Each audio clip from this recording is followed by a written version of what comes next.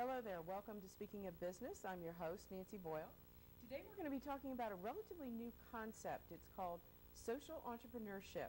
And joining me are Anna Lopez Brosche, who's the managing partner of Ennis Pelham and Associates, CPAs, and Dr. Carlton Robinson, who's a partner with Human Capital Management. So welcome. Thank you. Thanks for Good having to us. see you guys today. Good to see you. And I'm going to start with you. Why don't you tell us a little bit about what it is that you do? Sure. I work for Ennis Pelham and Associates, CPAs, which is a local CPA firm that provides accounting, audit, and tax services and business advisory services to private companies. Okay. Carlton, tell us a little bit about Human Capital Management. I'm a partner in this small firm. Our focus is professional development, which encompasses both business and economic development. And we emphasize a few unique approaches. In the background of human capital management is how we educate and orient people regarding different topics such as entrepreneurship, business, etc. Okay. Now, the buzzword here that we're talking about today is called social entrepreneurship. Yes. Okay? Now, Yes. in my mind, when I hear that term, I'm all over the place with that. Yes. So maybe you two, I'll start with you, Carlton, could kind of help us define that so that our audience, who has their own kind of idea of what it is, can kind of wrap their brains around this new concept. Okay. The term social entrepreneurship itself has been around since the 1970s. Okay. There are many interpretations of social entrepreneurship, partly because most of the discussion is either internationally or academically. Okay. And so what we're attempting to do is to make it more mainstream, and there are a lot more interpretations. My interpretation at its lowest level is leveraging business or entrepreneurship to impact a social issue. Now, that social issue may be different for each of us. For Okay. some of us, it could be education. I could see small business development as a social issue for some populations.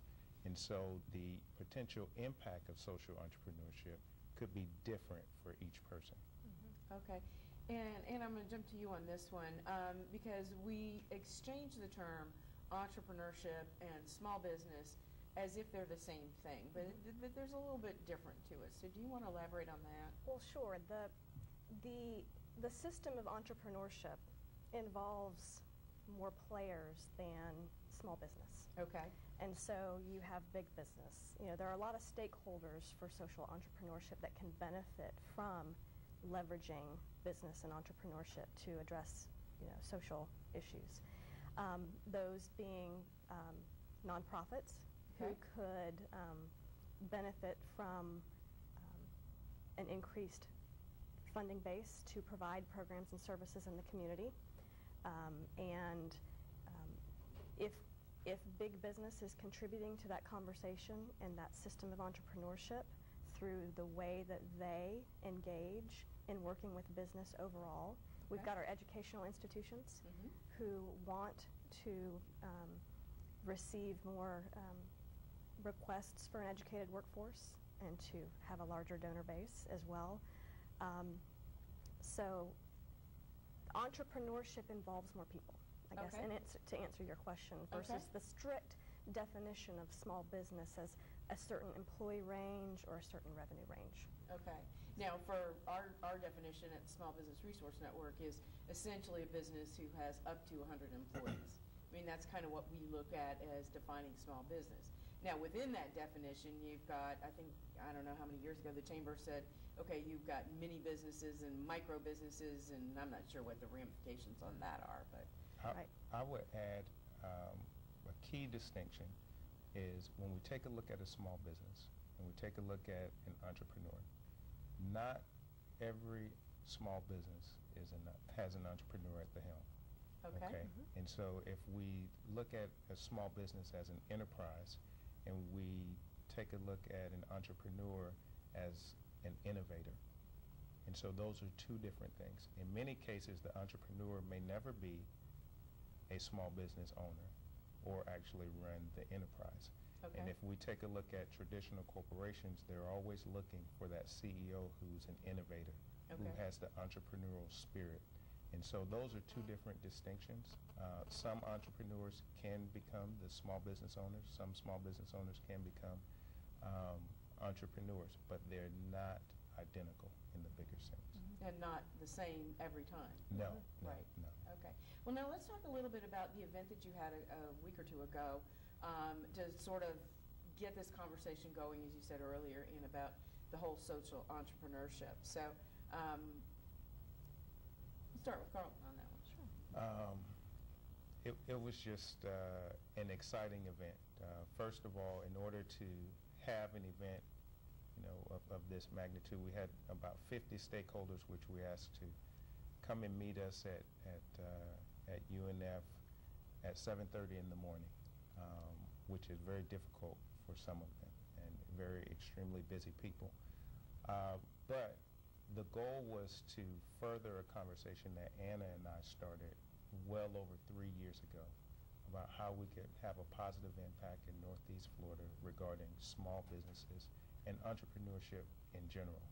And we started the conversation a few weeks ago with introducing social entrepreneurship and how it may impact Northeast Florida and who's impacted and potentially what's needed. The emphasis for us was not to craft what's needed. We wanted to emphasize some of the things that our region does well. We have excellent resources. We have an abundance of resources, but we need a catalyst for positive change. And we sought input from those stakeholders regarding that positive change. In essence, that's what the event was about. Okay. Anna, what were some of the things that you started seeing coming about on this, sort of expanding on what Carlton had said, of, what were some of the diversity of community leaders? It wasn't just small business owners. And what were you seeing as how they were engaging in the conversation? Sure. We had representatives from large business. We had representatives from educational institutions, from the nonprofit community, small business owners, just a wide variety, media as well, and just introducing the concept to them as well, and providing a presentation because it is new, and then opening it up to the group to really let them interpret what it meant to them and how they think it could be used, or what they think the challenges in our community are that we could address with social entrepreneurship. So it was an excellent start for the dialogue to collect input on what it means. There's some examples of social entrepreneurship today, as example, the New Orleans community and the post-Katrina efforts to rebuild their infrastructure. They have a great website that shows how they are highlighting social innovators in their community and impacting their community challenges. And after the discussion about how it is that they've done it, we still have to define what it means to us, because we can't really take what they've done and just say and implement it exactly here. It's a different environment. It's a different environment. Yes. So, well, now, I know earlier before we started the show, you talked about impacting the triple bottom line. yes. As certainly as an accountant, bottom line is a key indicator for you, and for any business owner. But maybe explain that to our audience a little bit about what that triple bottom line really is, because I don't know that businesses really think that way. Okay. Well, in addition to social entrepreneurship being new, we're also hearing sustainable business. You might be seeing that pop up in articles from time to time. Okay. And sustainable business, they're moving into evaluating triple bottom line, which is a way of measuring organizational success in the way that a company is contributing to people, to the planet, and to profits. And so all of that together, those are all similar terms operating in the same space, and that if you contribute to people, whether it's people in the community, people in the company, the employees, the planet, everybody wants to make the right decisions for the planet, and then profit. What do you do with that profit? You reinvest it into the community, you reinvest it into the business, rising tides lift all boats. And I think that's one of the most exciting things to me about the social entrepreneurship and social innovation movement is when we talk about social issues, typically there's a disconnect between business and nonprofit initiatives. Sure. But if we begin shaping that conversation around the triple bottom line, then what we realize is even those people who may have a passion for contributing to their community, that they still get it in regards to business. That if they don't generate a profit, they don't generate revenues, it's going to be difficult for them to have an impact in their community. And I think that that's the next level for many of our nonprofit organizations given their funding environment. Now, there are going to be people that are going to listen to this show and they're going to go, what a bunch of hooey. So what are why is this important to Jacksonville?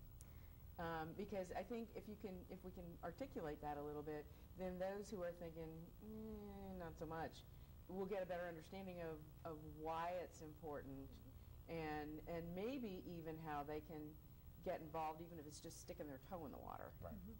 Well, we all want to be a part of a thriving community because in so many ways that we probably don't even realize we benefit from being a part of a thriving community. Sure. And there was an article recently in the Times-Union in which the mayor-elect Alvin Brown cited or offered his candid assessment of the city's ability to continue funding charitable organizations. This is just a simple example, too, Sure. where in 2005, the city funded charitable organizations at a level of $11 million. And in the past 3 years, that's been $2 million. And so we've gone from 11 down to 2 million. For the past 3 years, it's been 2. And so when the economy has grown threefold over that same period of time, we still have to have these services. The needs are increasing. We've got to come up with a different way to be able to build and strengthen our community. Which, interesting that you said that, because here you have a decrease in funding for social services, and yet you have a huge increasing need for those services. Yes. And somewhere in the middle there of services not being funded and people needing services, people are being left out in the cold. Yes. And it may not be any one of us today, but it could be any one of us tomorrow. I mean, you don't know. So yes, it's very important. Very important. And the impact of that is what I think is missing if we don't push social innovation and social entrepreneurship as a complementary mechanism to our existing resources. So if we take a look at census data and tax data, there are at least 135,000 small businesses in Northeast Florida. This is institutions or organizations with 5 or less people. Collectively, our resources, the SBDC, everyone in the SBRN network, maybe, we're touching about 15 to 20% of those people. And that might be, a high estimate. Yes. Generous. Yes. Okay. Very generous. Very generous. So if we look at it in those terms, okay, I mean, we have a significant number of viable businesses that we are not currently supporting, or a group of people who are seeking support from some that may not be qualified or informed enough to help them sustain that business. And further, if we were to, and this is just a hypothetical, okay, but if each one of those businesses added a half a person, okay, in terms of employment,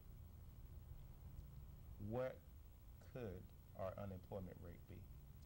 Hugely impacted. Yes. Hugely impacted. Okay, and so if we were to view small business or unemployment as a social issue, and we were to shape a potential solution, we could say that small business itself is a social issue in Northeast Florida given our unemployment rate. Well, and certainly jobs. Yes. Certainly Yes. jobs are crucial. Yes. Once again, you're talking about budgets being cut, people being laid off, and okay, fine, these people are laid off from their job. Okay, but oh, by the way, now we're going to cut the unemployment benefits. So what do you expect these people to do if we don't all collectively work together and start creating jobs? And obviously you have the city and the chamber who are looking at the big economic impacts of finding some big major corporation. And I heard something about on the news this morning about the JAA Aviation Authority being over in Paris and talking to airplane manufacturers and getting to move to Cecil Field, which would be wonderful. Mm-hmm. But we have a lot of people here that could very easily add one job. Mm-hmm. Maybe even if you just look at the self-employed folks with no employees, which I think is probably in the 30 to 40,000 business range, if you could help 10% of those people hire one person, Right. Yes. now you've created 3,000 to 4,000 jobs. Yes. So again, all of this collectively is very important to the community. One more little notch to say, hey, step it up. This information only comes out if we begin having discussions about social entrepreneurship. And so in some of the literature, there's identification where the highest group of entrepreneurs and small business startups are those that do not have a degree. 33%, okay? If we do the math in terms of those who come into the SBDC who may not be informed or, may not have the